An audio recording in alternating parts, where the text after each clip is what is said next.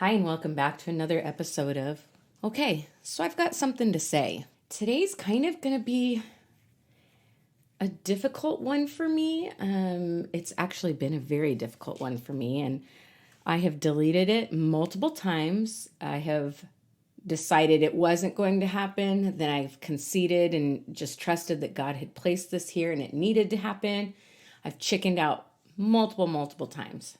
Anyway, so today's episode is going to be, originally I thought it was going to be one thing. And as I've been praying and really just trying to be brave, God kind of led me in a different direction. And not a different direction necessarily, but a different point, I guess, to end on. And so what I want to start with, I have lots of notes, so forgive me as you hear multiple pages turning. I'm actually a better in person without notes kind of thing. I'm really good at just talking and winging it.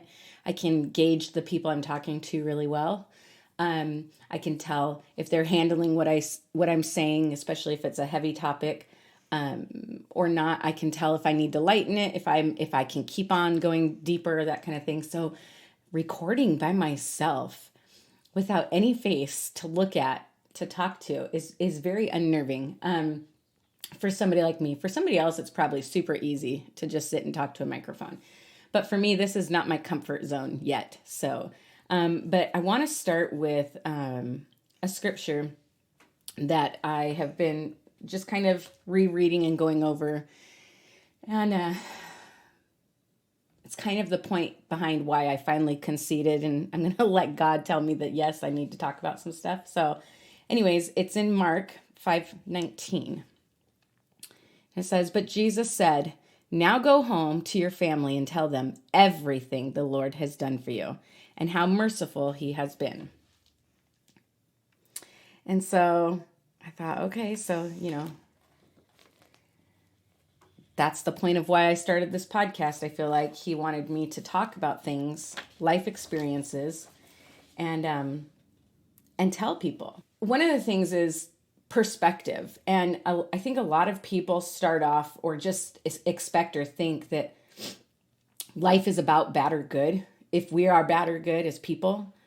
And it's just not true. Life is life. Like, we all have things that happen to us that suck, and we all have things that happen to us that are good. I think a lot of people, or some people, tend to get in a place of everything bad always happens to me and everything good always happens to someone else. When we sit in a seat of woe is me all the time, it's kind of a victim mentality. Then we only ever feel like bad stuff happens to us. We only ever feel like good stuff happens to others. You kind of almost feel like a punching bag. What we believe about ourselves or about the world or about God. And so kind of like a worthiness issue is what it comes down to for me. And I've actually struggled with this for many years and many reasons. And for me, even just having this conversation of all the stuff that I'm going to talk about today, I struggled with it as well, because when you start talking about all the crap, it kind of makes me feel like I'm saying that my life is bad. And I don't think my life is bad. I love my life, actually, which some people are probably going to be shocked by the end of this conversation, but I love my life. And to me, I don't know that worth it is the answer or the idea of what I want to give, but for lack of a better word, worth it. Breaking my life apart by each incident is hard. And it's not because of how I feel talking about it, but it's that normally when I talk about the things I've gone through, I'm talking to other people so I can see their face. And when stuff starts to get super heavy or somebody starts really connecting in the heart with it, like it's hurting them now hearing my story, they usually have some telltale signs where I know, okay, it's time to change the direction, or it's time to lighten it some, or they've heard all they can, so now we just need to, but life is good, and give them all the upsides. They usually start tilting their head. Their eyes get very, very watery. And they just get this look in their face where it's like they've heard enough because now they're taking it on. They're feeling it. So the truth of it is, my whole life, I have been raised, trained to protect people, to protect stories and secrets and decisions. And that's who I am. And so I've been trained in protecting. And so when I talk about my story, my life, what I've walked through, that's what makes it hard sitting behind a camera, because I can't protect the listener. I can't protect what they're getting. I can't protect how much of the heavy they get. And so I just want to walk through all of this with you, for you. And this is really more to kind of say,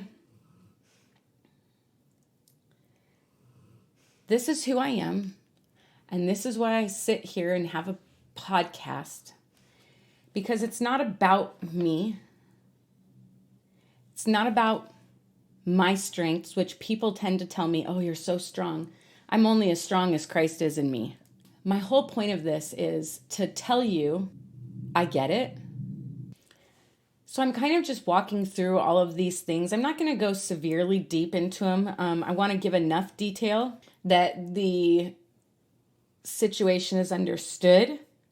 But I don't want to go too far into each thing because I think it will miss the point. I just want people to understand that I've been through some stuff. And so when I talk about surviving, when I talk about perspective shifts, I'm talking from experience. I actually have had to do this. Anyways, I just kind of want to start with even before I was born. So I'm a person who firmly believes that Satan only messes with the ones he has to. And, a lot of people, so here's the perspective shift that I tend to do. A lot of people, when things get really, really rough and hard, maybe a job loss, or, just something very difficult to walk through, and they think, God, why have you left me here? Why have you forgotten about me? Help, help, help. And they're just screaming out to him, thinking maybe he's not there. I am a person who tends to look at it and kind of get braver when it gets really hard. Now, granted, I'll feel how hard it is, and I will cry out to God, and I will pray.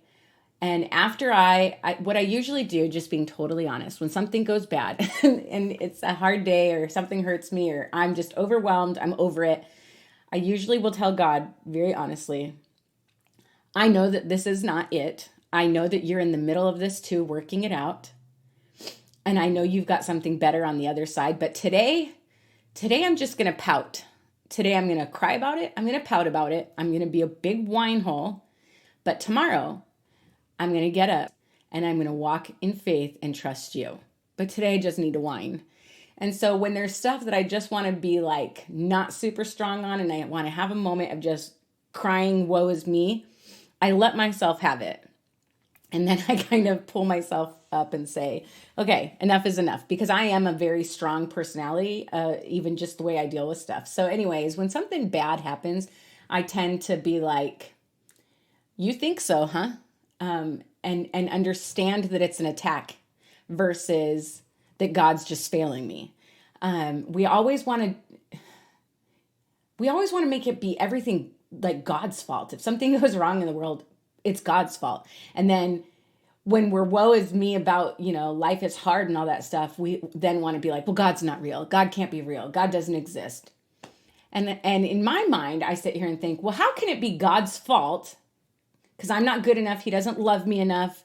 I'm a bad person, so bad things always happen to me. How can he be real enough to make our life miserable? And then when other times we sit here and go, well, he can't be real because there's war. Or he can't be real because, there's still, unfortunately, hunger or child abuse, things like that. So he either is or he isn't, is my thoughts for everybody else. But I know people process differently. So for me, I don't ever sit here and question, is God real? Is he close? Is he here in this situation? I know that he's in all things. So instead, I usually look at it for what it is. And I'm just aware the enemy is attacking me. Why is he attacking me? Because he doesn't want me to continue down this path. Because something good is at the end of this. Something that glorifies God. Something that moves the numbers to change for the kingdom. is down this way and he doesn't want me to go. So I tend to look at when life gets hard that the enemy is attacking versus God is punishing. And so it helps me kind of just stay strong and firm. And it also just, I don't know, I just can't comprehend a loving father being like, well, Connie, you said the F word today, so now your husband loses his job. Like, I just don't believe life works that way, and I don't believe a heavenly father works that way. I would not treat my kids like that, so I can't imagine that God would treat his kids like that. So anyways, that being said, I have had an attack on my life before I ever drew my first breath. My mom, while pregnant with me, just before getting pregnant with me, my mom had suffered a very bad miscarriage, and I don't know all the details about it. It was in the 70s, early 70s. But she was told by her doctor, bear in mind, I said 70s, life has come a long way with medical stuff. But back then she was told, do not get pregnant again for some time. Her body needed to heal, and I don't know all of the details about what happened prior. So her and my dad were using every precaution they could, apparently, to not become pregnant again.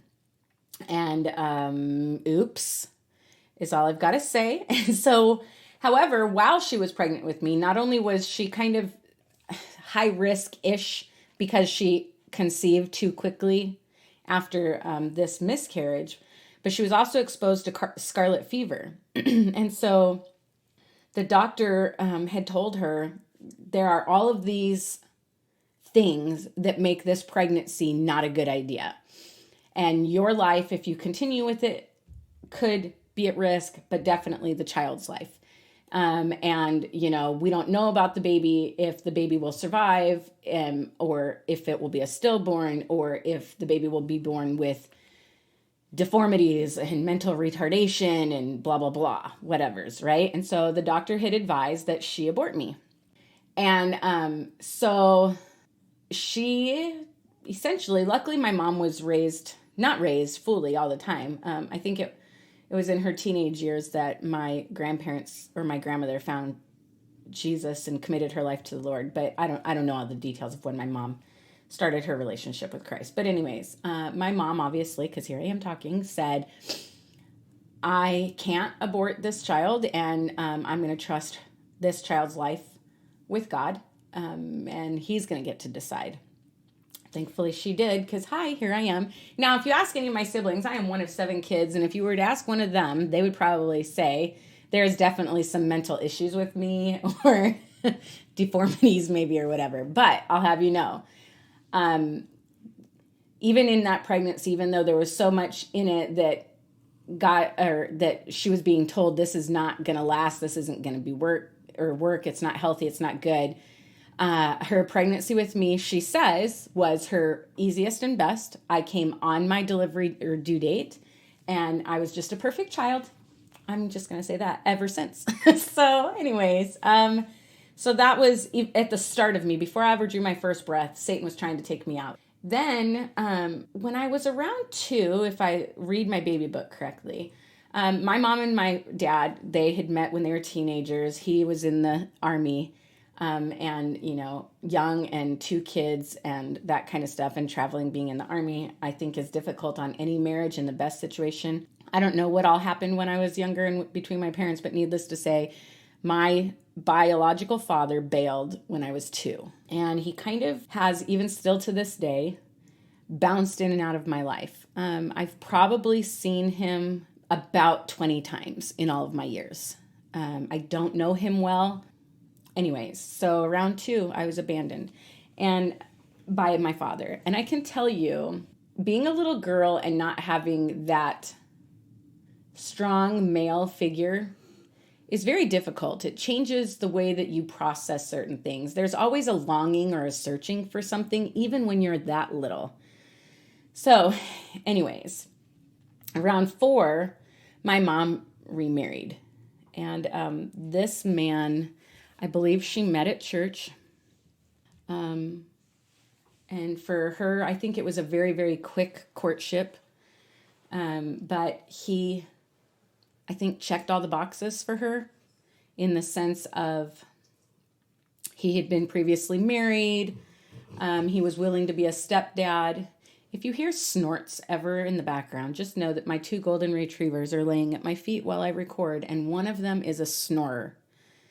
So this man she married, and she thought, here's going to be a father to my girls. And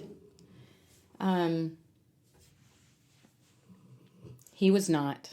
He was a manipulator and a evil man, if people are evil. He very lazy, and always was getting fired from a job.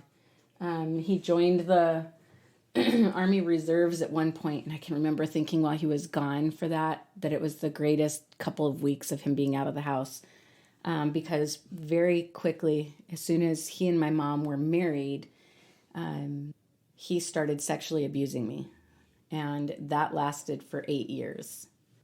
A child who's been abandoned by her father and looking for an image of a father, to then have that one come in who does vile and disgusting things, is so confusing. And it changes how you process your own identity and who you are and what you're supposed to be. And it changes the way you view yourself. It definitely, I think I was too young at 2 to necessarily start thinking I wasn't worthy, but I believe that my dad leaving, definitely, as I started encountering other hard things in life, felt like because I wasn't good enough, that was why my dad left. Because I wasn't good enough, that was why this new man came into our life and did horrible things. I believed that every time something happened with him, that it was because I was bad. And in fact, one of the ways he would manipulate would be where he would end up doing something grotesque. And then after everything was over, because it was close to the time that my mom would be coming home or whatever, he would walk around yelling and condemning and saying, "We can't do this. You have to stop. We cannot do this anymore. This is not okay with God. He does not approve of this. And if you don't stop, we're going to go to hell." And so somehow he would twist that incident of this bigger bodied person, a man, talking to a 5-year-old, 6-year-old child and forcing something to happen, and then tell me afterwards, I did it. And if I didn't change my behavior, I was going to go to hell because God didn't approve. And it was so confusing because I didn't want any of that to happen. I didn't like it. And I didn't understand what I was doing wrong. And so, unfortunately, I had 8 years to live with that. During that time as well, I had other trauma that happened. I remember one day I was about 5. It was actually May of 1981, according to my baby book. And my mom was in the house. Well, we had an apartment at the time. And my sister and I wanted to play in a swimming pool. And so my mom let us go out to the front of this apartment complex. And it was a single-story apartment complex, kind of laid out more like what you would assume townhouse to be, sort of, but single-story.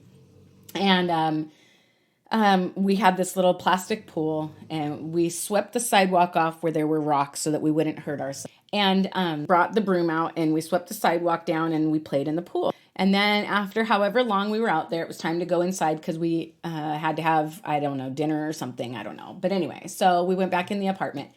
While I was inside, I remembered I'd left my mom's broom out there. And so I went back to get it, and I was going to come in through the back door.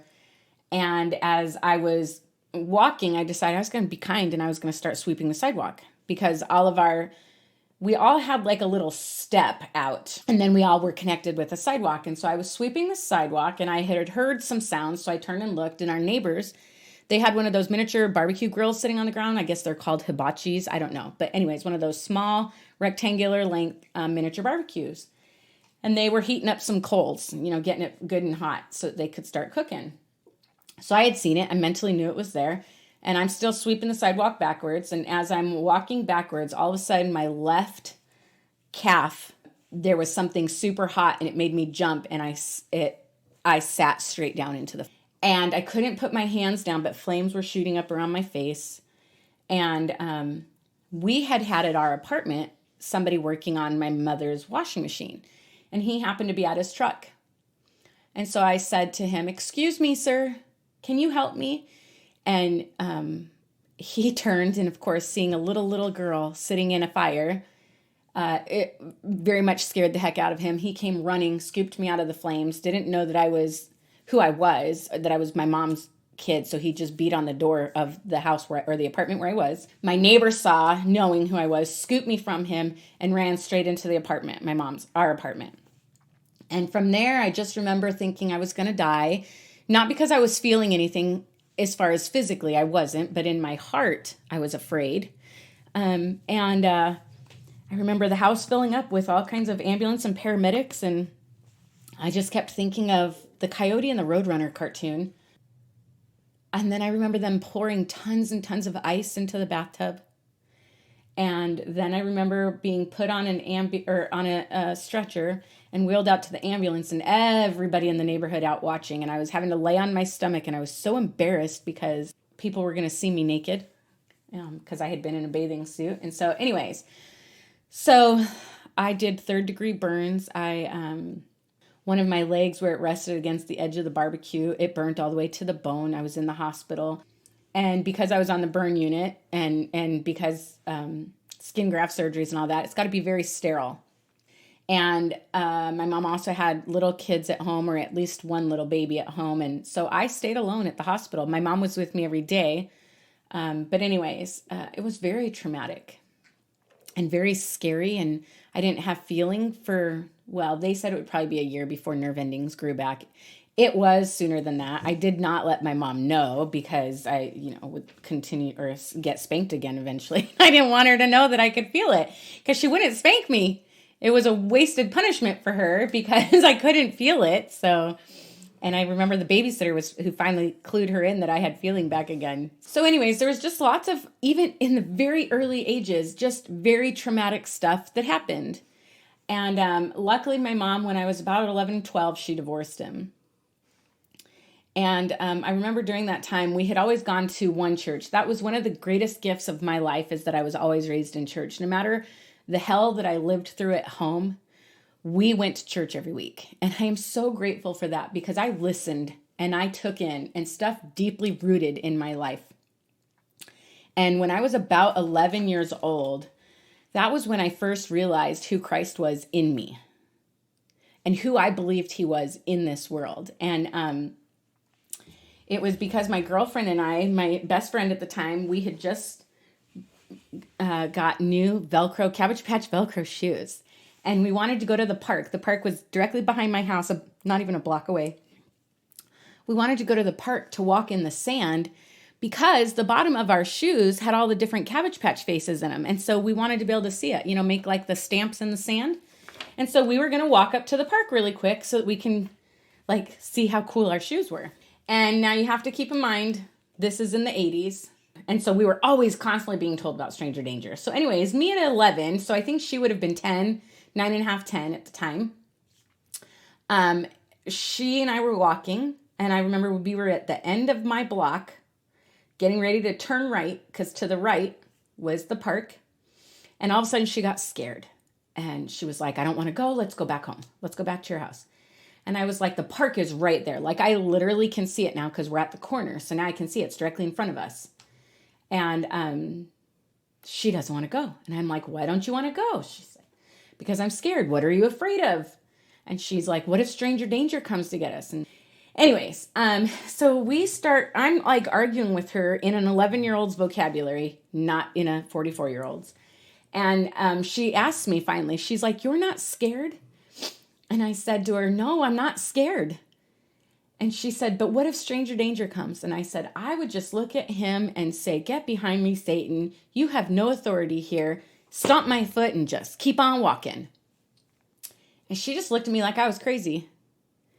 And needless to say, we ended up having to go back home because she was just too scared and I wasn't allowed to go to the park without being with somebody. You had to be in pairs. And so she won. But that was when I first realized who Christ was in me, who I believed that he was, the authority that I believed he had in the world and in my life. Anyways, so like I said, I had been raised in church my whole life. And I remember the church we used to go to, it was a good church. There was nothing wrong with it, I don't think, anyways. But we had met a family there that we absolutely loved. And they had told my mom about this new church that just had been started, that her sister and husband and kids went to, that they had helped start this church.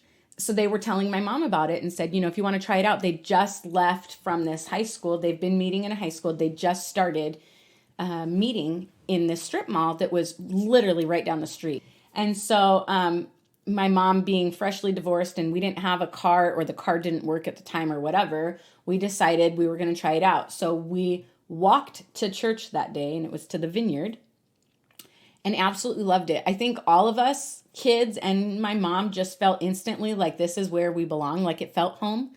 And from that moment on, I had belonged. We started attending this church, Vineyard, for still to this day.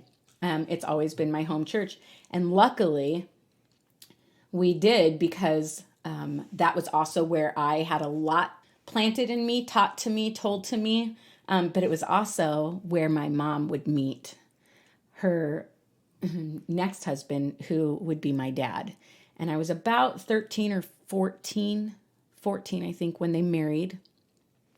And I remember when they first started dating, I was just making fun of him like crazy because I was a cool teenager, and he was this short, skinny guy with glasses and a mustache. But luckily, when they started dating, we were allowed to be around. He would let us hang out. And he played an amazing guitar, and he sang, and my sisters and I thought he sounded like Tom Petty. And he was just cool. They got married. And I remember when they first got married, the first couple nights that he was living with us in the house, I didn't sleep at night. I was very terrified. And he learned of that probably about 4 or 5 days in. He learned that I was struggling with sleeping at night, because the last time my mom was married and had a man live in the house, it didn't go very well. And I just remember him just being broken by that. And he sat me down in the living room and had a talk with me, and just told me, just made these promises that, he loved my mom, he loved us, and that he was going to be a safe place, that he would never hurt. And I'll tell you, divine intervention for sure on my heart, probably, but I believed him. And my dad, he has 3 children that he brought into the marriage, which are my 2 sisters and my brother. And I am telling you, besides looks, you never knew who his biological children were or who his stepchildren were. And that's one of the greatest gifts my dad ever gave us, was he loved us. And we were a handful. We absolutely were a handful. Shortly after my mom and him married, my one sister became pregnant, and then I became pregnant at 15. And there was a lot in that, where, my other sister was already expecting. And I remember the conversation my mom had with me. I was actually in Louisiana at the time on a summer vacation with my aunt, when my mom said, your sister got pregnant first. She wants to keep the baby, so we're going to have to figure out what we're doing. My mom wanted me to place mine for adoption, and there was this back and forth struggle. And I was devastated because I didn't want to. I also had no idea what the heck I was getting into. I was 15 years old, so very not ready. Without any, there's nothing in me that knew what I was getting myself into. I just knew that I was connected already to this thing in me. I also looked at it as, this is mine, something I've made, unconditional love. And it was the first time ever, I do remember that when I found out I was pregnant, there was this life that was starting in me. And it wasn't so much that I was going to get to love it forever, but that it would love me forever. And when you grow up the way that I had and had walked through all the things I had, that was something that I was just like, wow, I want to know what this is. And so anyways, I can remember the day that my mom and dad called my aunt's house and had a conversation with me on the phone, where my dad is the one that said, I just got her. and I'm not ready to let her go. And at the house, at the time, the house we lived in, the garage had been converted into a giant room. And so my dad said, she can come home and let's let her raise her child, and we'll just turn that room into a big bedroom for her and my sister and our kids. And so I was put on a Greyhound bus and came home from Louisiana so that I could come home and start this new life of mine. I made the choice to make. Her dad and I had broken up during my pregnancy. He was a high school sweetheart. We did end up getting back together after she was born, and then he was struggling, doing all kinds of things, trying to make enough money. He had graduated high school after she was born, just after she was born. She was born in March, and he graduated that May or June. And he was struggling. He originally had plans for himself in high school and stuff of what he wanted to do and who he wanted to be when he grew up. And then you become a parent, and he was not one of those men, guys, boys that was like, that sucks to be you, it's your problem. He was very active, and his parents also made sure that, yes, while he is young and doesn't have a major job that pays, good money, I think he worked at Peter Piper Pizza and things like that, his parents also made sure that our child never went without. And so he really struggled, and he had looked at truck driving, and he had looked at all these different things so that he could make enough money to provide for her. And he had always had a dream to fly airplanes. And so, long story short, he ended up joining the Air Force, but in order to get in, we had to be married. So my mom signed for us to be married. When I was 16, I got married. And he joined the Air Force. We were married in November.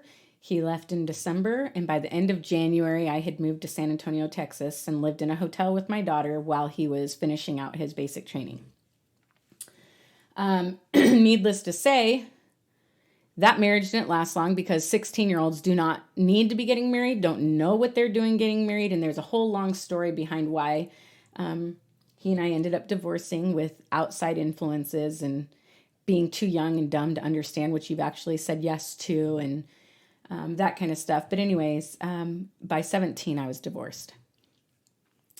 And he was stationed in another state, not far. He was in New Mexico, and I was struggling. I was in a one-bedroom apartment, and I was trying to do enough, and I was working at a modeling agency at the time as a receptionist and trying to do all of the things that I could to make money and, keep providing for our daughter.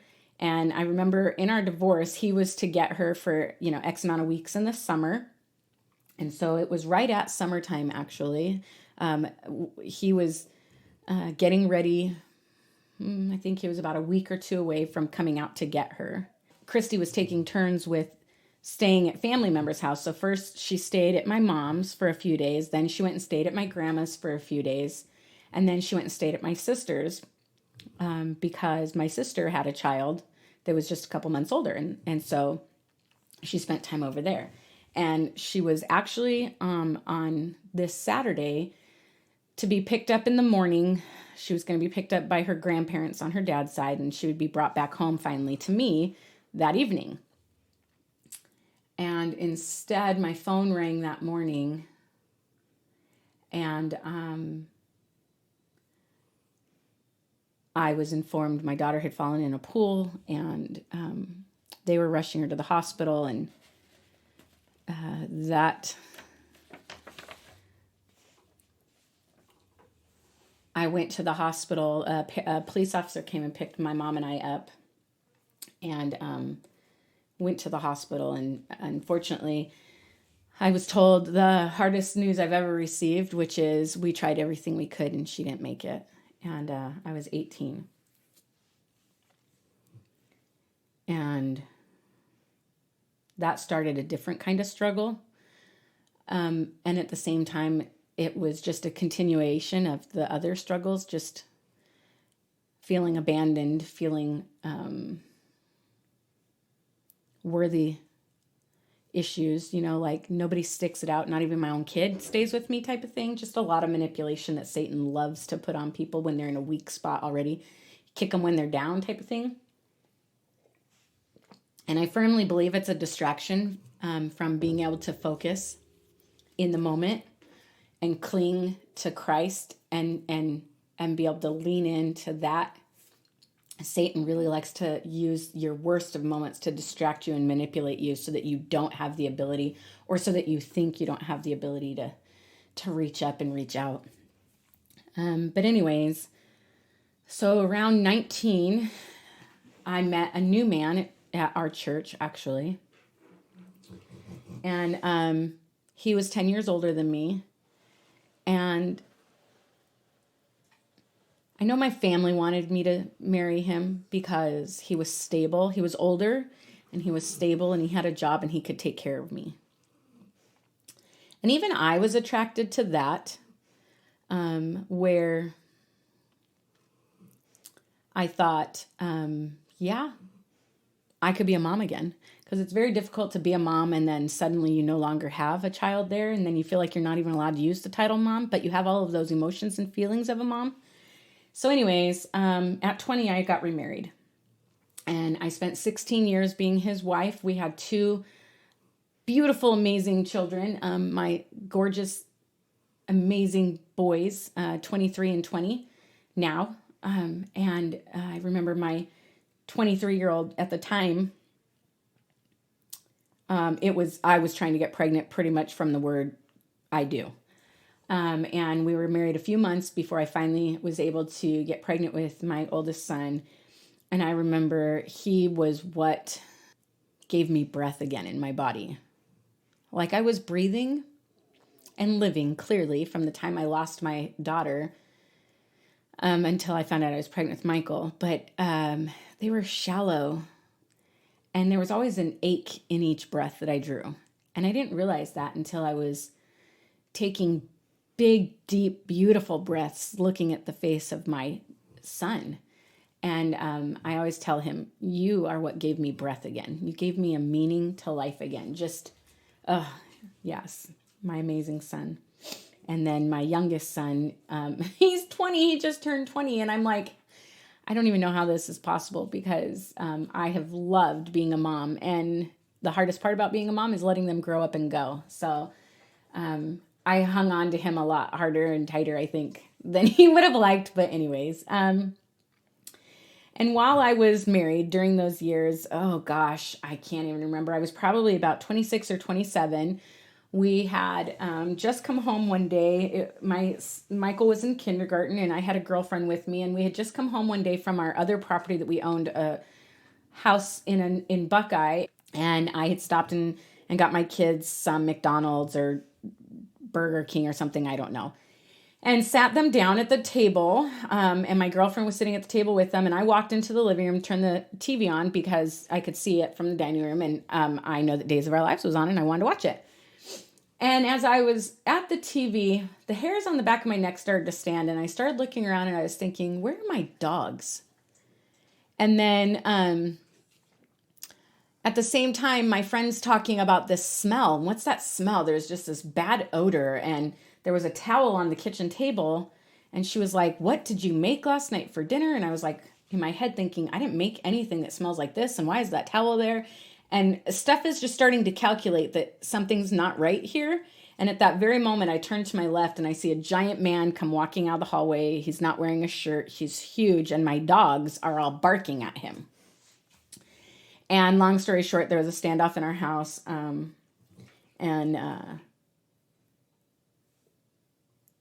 Anyways, he was the only one arrested. There had been this whole crime spree thing that had happened, and he used my house, our doggy door, when they were running from the cops. This one gentleman jumped at the wall and broke into my house and tried hiding out in my house. We ended up going to court and had a trial and stuff, and he served, I think he got 7 years or something, I don't remember. But anyways, shortly thereafter, I decided, obviously, I was going to sell my house. I didn't want it. I didn't want to live there. We actually had 2 homes that were for sale, and that one and the other one. We moved into an apartment, and during that time, my very best friend was also living at the apartment complex, and so we saw each other every day. and our kids would play together every day. And it was a fabulous life if you're best friends and you get to do a temporary living situation at an apartment complex and be that close. But anyways, during that time, I learned of a betrayal of infidelity in my marriage that I didn't know about. And unfortunately, it was also with my best friend. And so then that created a whole other mess of emotions inside of me with worthiness and abandonment and all kinds of things. And so I just struggled. I struggled constantly and ebbed and flowed between just clinging to God and then hiding from him. And then clinging to God and hiding from him as I tried to figure out who I was and where he was in all of this.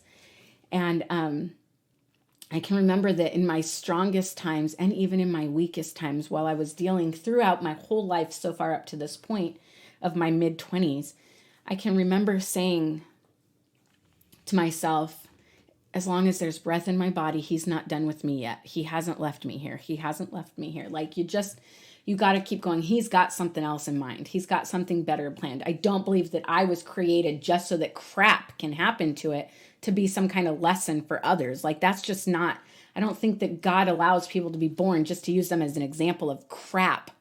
I don't. So there's got to be something else. And I always would hold on to it. And at the same time, although I've been in church my whole life, I always saw everybody else in church and thought, if I could be softer like somebody else, if I could be more well-versed in scripture like somebody else, if I could be more gentle or whatever, then I would be good enough kind of thing. That's what I had myself convinced. And I struggled with this until my mid-30s.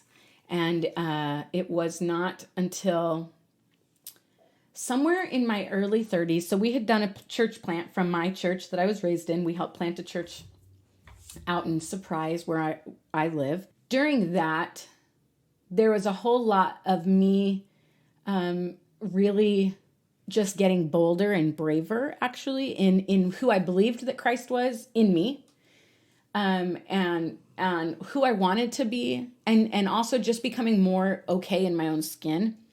And so anyways, well, during my 16 years of marriage, I married him after my daughter had passed. And in that relationship with him, because he was very much, we don't dwell in the past kind of attitude, my daughter was an off limits conversation. In fact, I didn't even have a lot of pictures of her up in my house because he didn't like it. And it wasn't necessarily that he told me I couldn't, but it was the attitude and the behavior of it when I talked about her, when I talked about certain things, when I wanted to go out to the cemetery, things like that. And he, in the very beginning, when we first got married, he would go with me to the cemetery. It was I don't know. You know how people show you their good side. And so anyways, just the first 2-3 years, 4 years, maybe at most, he would go with me. And then after that, he never ever went to the cemetery with me again. And in his world, on her birthday and her anniversary, I was allowed to speak about her. I was allowed to be emotional about her. And sort of on Mother's Day, but not really, because I had kids, his kids, and so I needed to be focused on them, not the one that was no longer. And he just made it hard for me. He made me feel guilty, actually, is what it was. He made me feel bad about wanting to talk about, remember, honor by even just attending the cemetery. He made me feel bad because I was living in the past, and God tells us we aren't supposed to live in the past, he would say, and go forward, and where all things are made new in him, and blah, blah, blah, blah, blah. And so anyways, for many, many years, I felt like I was wrong to have these emotions that just broke my heart, where I just wanted to still honor her. I still felt like her mom. I still wanted to say her name out loud. I had her for 2.5 years. She lived for 2.5 years. And I still wanted to recognize that. And he didn't like me doing that. I was allowed, as long as it didn't interfere with him and taking care of his kids, I did press conferences, and I worked with Drowning Prevention Coalition. I did stories, interviews at my house.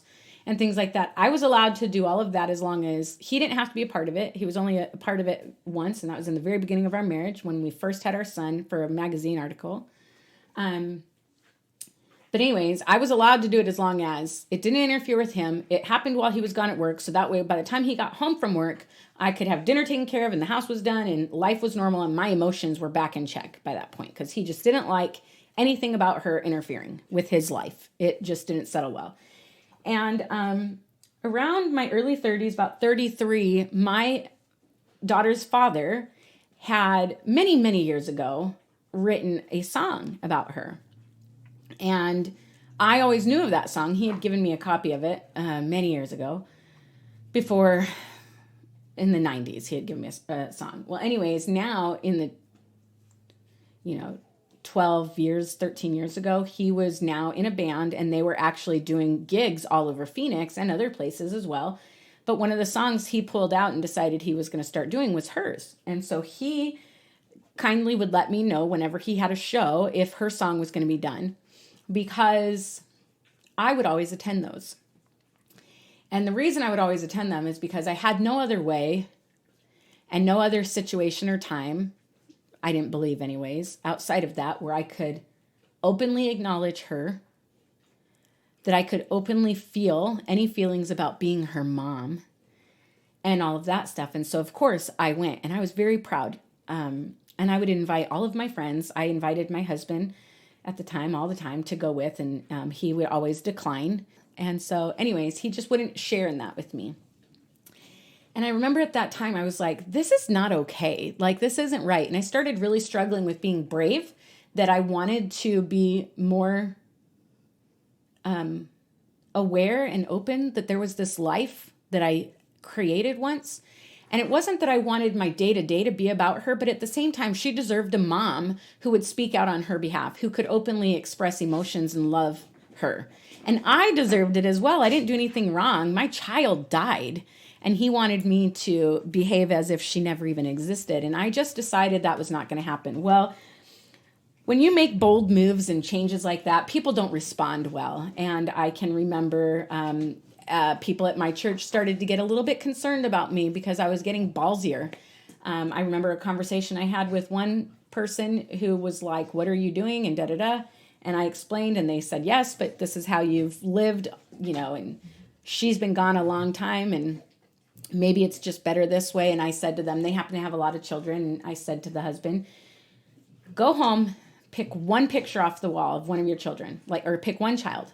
Take every picture of them off the wall, send them to live with a family member. You can't see them, talk to them, or talk about them for an entire 30 days. Nobody.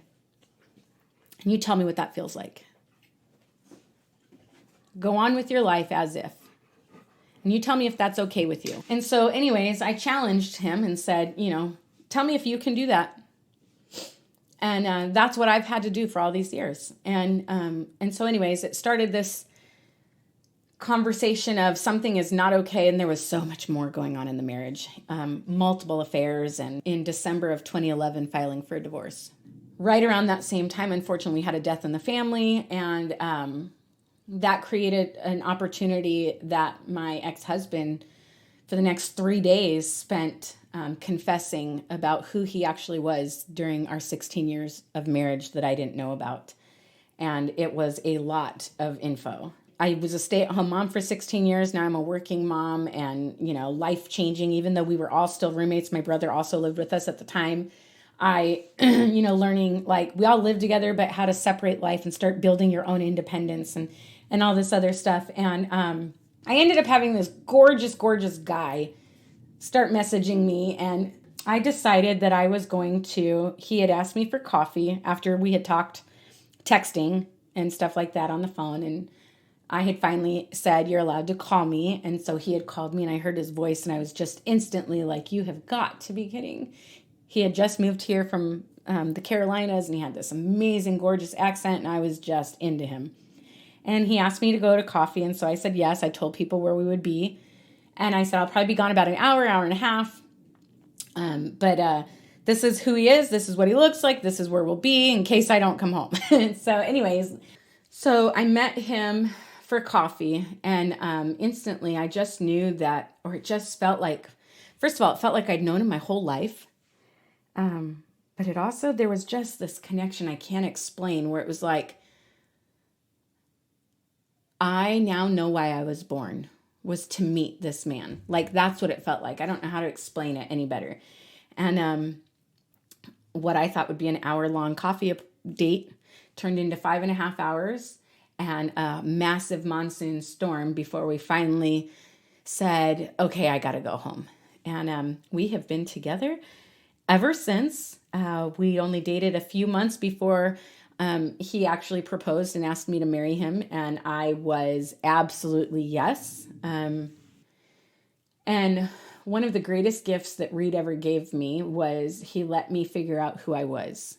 I learned I had a favorite color. I learned all kinds of stuff about me that I actually didn't know, because in my old life, I wasn't allowed to think about me that way. It was always very selfless. Try to be the perfect Proverbs 31 woman. And when you're manipulated on what that is and what it looks like, it creates a lot of identity issues and just struggling in my whole life of wanting to be more and better, but always feeling less and not enough. Reed let me have my own place. He didn't tell me where my place was. And he would just let me. And now I'm louder and more confident and all that other stuff. Some people probably wish he wouldn't have. But anyways, that's one of the greatest gifts my husband has ever given me, was just letting me figure out who I was. In dealing with the divorce, I went through a lot of hurt because I was very private about it, because this is the husband or the father of my children. And I never wanted to character assassin or, destroy the character of my ex, because he was still my kid's dad. And there was also a lot of secrets about him that I knew and certain people in church knew, but he wasn't sure how he was going to walk through these, well, not new to him revelations, but new to the public world revelations. And so we were advised that certain things should not be said to our kids until he figured it out. And so there was a lot of secrets that I kept for him. And but anyways, needless to say, prior to knowing all of his secrets, I was not treated kindly by certain people in our church about me choosing to get a divorce. And anyways, long story short, I developed an attitude. I had hurt feelings. And so when my life settled down and I was now remarried and all that stuff, I was the attitude of, God, I like you and I love you, actually. I'm okay with you, but I'm not okay with your people. So I'm just going to stay here. You and I are going to do our relationship separate. So separate that I kept my husband out of it even. He knew who Christ was to me and that I had a relationship, but Reed was not part of my Bible reading, my worship time, my prayer time, nothing. He was not allowed in it. It became very, very protected because I no longer trusted anybody in that situation. And God, in his infinite wisdom and hysterical humor, placed me for a job that I had just got with a friend that I knew from real estate school, actually. He placed me on his team with a ton of believers. They all went to the same church. And it was the best thing he could have done because these people knew who I was. They knew what my hurt was. And so they always encouraged me to come to church for certain things. They always encouraged me in just getting back involved. But they loved me right where I was at. And they were the best example of authentic Christianity and living out their faith the right way without it being I was raised in my younger years especially, but I was raised with the wrath of God, rules and regulations, not the relationship with God. And so there was a lot of just manipulative and misinformed info about who he was. And I think that's also what helped my struggle with trying to figure out who I was in it, was just that I wanted to believe him that he was a loving and merciful God, but I had all these other things told me of where it was like, don't mess up because, God's going to strike you with a bolt of lightning type of thing. Don't mess up because God will turn his back on you. Like there was just always such a lie told to me. And I really went back and forth struggling, because at church I would hear this merciful God, but at home and in my raising and what I remembered in growing up, it was, I mean, you disappoint and you're out. Like, he doesn't give you any other chances, kind of thing. And I really, really struggled. But luckily, like I said, God placed me on this team. And that was where I really got strong.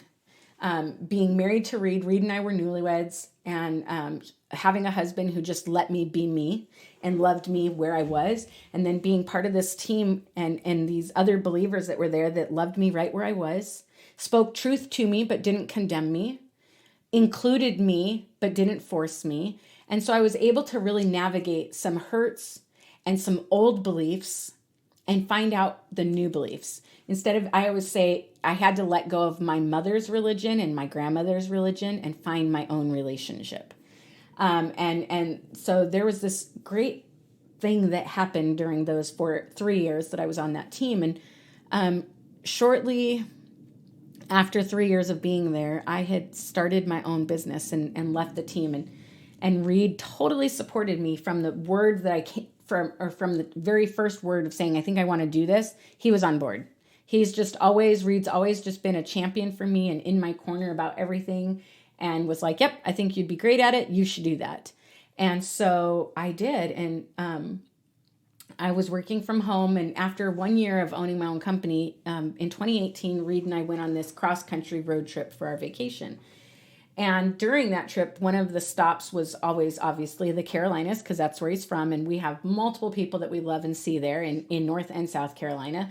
And one of the things is we had been listening for years, because when I very first started with this team, I had been introduced to this guy on YouTube, this pastor on YouTube, Stephen Furtick with Elevation Church, who had this message. And it was, about like people that say, I think I got the wrong one type of thing, like what if I married the one that God didn't have planned for me type of thing. I married the wrong person, right? And so anyways, my friend David had said, here, listen to this, watch this, it's really good, blah, blah, blah. And from that moment I was hooked. And so Reed and I, while we weren't ever attending church anymore, because remember, I liked God, I loved God, but not really so much his people. So we would watch church online, or on YouTube, actually, I should say. We weren't really watching it live. And so after years of watching, for about 4 or 5 years of watching this guy online, one of the times since we drove this time to the Carolinas, because we always flew, I said, we should go visit that church, because it's in Charlotte, and also that's where the Panther Stadium is, and us being huge Carolina Panther football fans, multiple birds, one stone in the same location, we should go. And this would be we had gone to church a few times, like when our friend David spoke, or when somebody was baptized or whatever, we would attend. But just for that special occasion, we weren't regular attenders. And so we had gone to church this day. And I remember as we were walking in, worship had already started, and we weren't even in the auditorium yet. And instantly I'm crying. And I looked at my husband, Reed, and he was very emotional as well. And all through the message, it was just a perfect message, perfect worship. God started to do a healing in us. And didn't know why at the time. But anyways, I remember saying to Reed during that service, this is a church that I could attend. This is a church I could decide to be actively involved in and call home. And so we came back to Arizona, came home, and we decided we wanted to become actual members. And so we were online members. They call it eFam. We tithed there. We had a small group we attended there, and life was good, and life got hard because shortly after coming home, out of nowhere, Reed was plucked from his job and let go for no reason, no warning. He was getting ready to be promoted to a very big new position, and instead, all of a sudden, he was let go. And we've still to this day never found out any reason behind it outside of God. And so he spent 3 months at home, and we really just had to lean in. It was a really rad thing because attending Elevation, it softened us and created an opportunity for us to, as a couple, talk together, pray together, read the word together, and get into some deeper stuff. And we really had to lean into God. And so during that time, he had 3 months off, and we just developed a really good relationship with Christ, deeper relationship as a couple. And I was able to be more open about mine, and who he always was to me.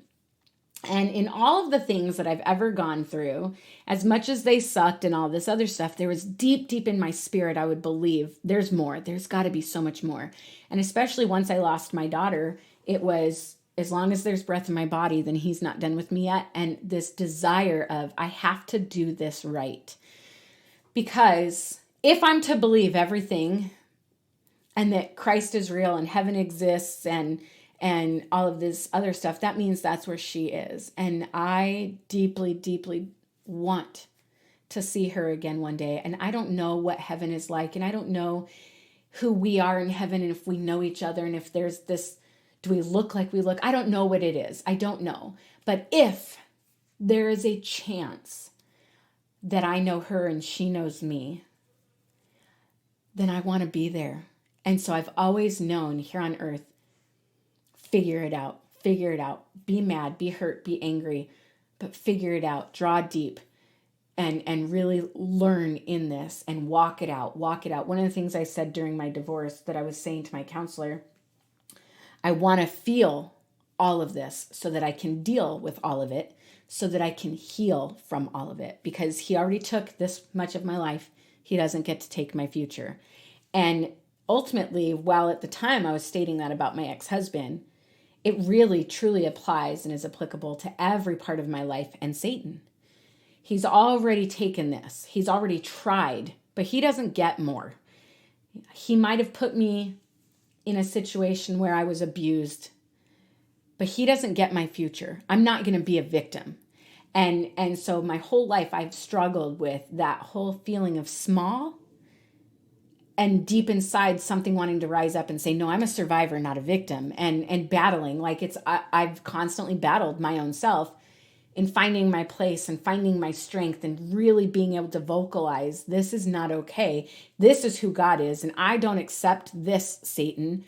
And you don't get to have me. You don't get to have my life. And I went through that a lot. And I'm so grateful that I did, because during this time that Reed and I struggled with, okay, God, what are you doing? And we honestly thought it was to take us maybe back to the Carolinas, that's why he had been taken out of his job, that it was because he was going to move us back there. And out of nowhere, he got a job with the state. And what's crazy is that we said yes because it was not good pay. I mean, it's decent pay for sure, but it was not pay that we were used to and all that other stuff. But something about it felt right. And so he took this job with the state the end of November of 2018. And okay, it is what it is, great benefits and all that other stuff. And then 2019, February 3rd, 2019, Super Bowl Sunday, again, my life was forever changed. And because I'm going to break it down, this situation that I'm getting ready to talk about, because I'm going to break it down and have a conversation with my husband about it, I don't want to go too deep into too much into talking about it. But anyways, on February 3rd, 2019, Reed suffered a major heart attack called the Widowmaker, and was not supposed to survive. And there was a lot involved in that, and a lot of difficult decisions and scary times. And the moment that I entered the hospital with my son, Michael, I knew I needed to be in worship. And I just kept asking people to play worship music. And it was because I knew the only way I was getting through the next breath was to have God. I knew that Reed, I needed him to heal my husband, to save his life. And it started a journey that was a 34-day journey in the hospital. And the last year was a major journey, but really rad at the same time, because things that I've always thought and believed deep inside my spirit that I wanted to hold on to or think about God and who he was able to come to fruition for me in a big way during this time. And with each horribly tragic event, especially when I was young being molested, there was just this whole manipulation of worthiness, that I was or was not worthy and what would make me worthy. Most of my life, it's been the biggest struggle of not bitterness and not unforgiveness or that God doesn't exist, but that I am good enough in his eyes. I've gotten very caught up at times in, if I do this much for God or if I do this much for the church, will he see me? Will he see me as good? Will he see me as worthy? Will I feel worthy? And then having quiet times with God where he would say, just as you are. And I wanted so desperately to believe him. And so I'd start feeling it and knowing it and trusting God. And then somebody else would tell me no. Somebody here would tell me no, whether it be an ex-husband or a memory or a new situation or a loss of a friendship or whatever. No, you're not good enough, Connie. You're not worthy enough. People have I have struggled because I talk loud, I talk fast, I talk with my hands, and I'm opinionated. I'm very opinionated, but I sound harsher than what I actually am. And what a lot of people don't know is I was raised in a family. So our babysitters, when I was very young, the mom and dad, her mom and dad, they were deaf. So we were taught sign language very young because we were around them all the time so that we could communicate. And my mom was losing hearing. My mom, what a lot of people don't know is my mom has 2 bionic ears, the cochlear implants. For a long time, she only had 1, but prior to, she didn't have any. So she had hearing aids that didn't work well for her. And so it was always one of those, talk loud and talk to her. And like I said, I'm one of 7 children. My dad, he wore hearing aids. My oldest sister, she had lost her hearing. She wore hearing aids. And so I was in a family where you had to include that. In order to include them in conversation, you had to be loud. And so a lot of people just judge me and don't know me and think that I'm just loud and abrasive and all of these things. And they don't understand where it comes from and why I talk the way I do. And so for a long time, I have struggled with, if I could get quieter and softer and talk like this, people would believe me more and take me more seriously. And they'd want to be around me. They'd want to be my friend. And it wasn't until going through my divorce at 36 where I realized I am who he called me to be, who he created. And if people don't like it, take it up with him. I'm sick of carrying other people's crap. I am sick of trying to twist myself into something that I was never meant to be to make other people happy. I am who I'm supposed to be, and I'm going to live this out, and I'm going to be okay with that. I'm going to love myself as I am and be okay with that. And believing anything less than that is a lie straight from hell. It is an absolute lie. It is Satan trying to keep me from walking in the life God called me to and to live in the joy that God offers. And so I've really just started going through this whole thing of, what is it? How do I get out of this place of always trying to be somebody I'm not or somebody different? And I learned it's a perspective shift. I've always been worthy. I had to change my mindset from task list to earn it to just because I live, I receive it. And understanding what the death on the cross actually means. And saying, okay, God, I want to live a life that says, I believe I'm worthy. I want to live a life that speaks and points to your glory and who you are. And how do I do this? Well, part of it is I've always had this life where I knew all of these different things happened to me, but they were just my life. And I know a lot of people have heard different parts of it and they go, whoa, or you should write a book, or you should speak, or you should. And I've always just felt like, nah, it's my life. Like, I'm not trying to minimize anything I've ever gone through and survived, but it's just my life. And with everything that happened with my husband's heart attack a year ago, God reminded me of everything that I've gone through and said, you need to use what I've given you, and you need to use it for my glory. Meaning you need to tell people, you need to share it with people. It is a perspective shift. It's not that I've done anything wrong, that bad things have happened. It's life. We live in a fallen world. We have freedom of choice and things happen. That doesn't mean God's ordained it or done it or doesn't care. But we have the choice, as the same people have choice to do wrong.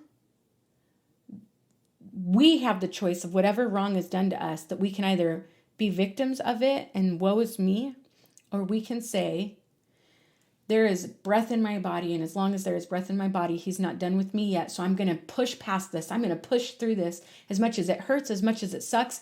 And that does not say me saying my life still has meaning and is worthy, and I'm going to live a life that points to God and say he is good. Bad stuff happened, but he is good.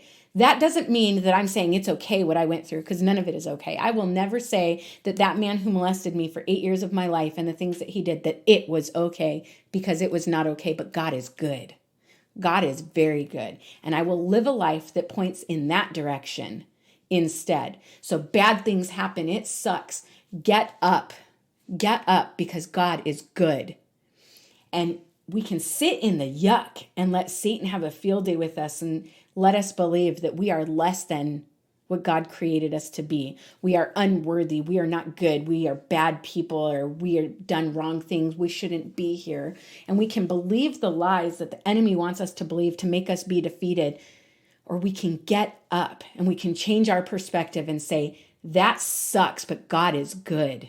God is good. As long as there is breath in my body, he's not done with me yet, and I will get to the other side of this. And I can tell you to this day, honest to God, as I sit here this day, with all things that I have walked through, I love my life. I love my life. I love who I am, flaws included. I love who I am. I love where I am. But I love my life. I love what I have. I love who I have in it. I love the relationship I have with my Savior. I love my life. And I would walk through it all over again to end up right in this spot, because it's so good. My life is so good. It is hard. There are struggles. There is difficulties. There is heartbreak.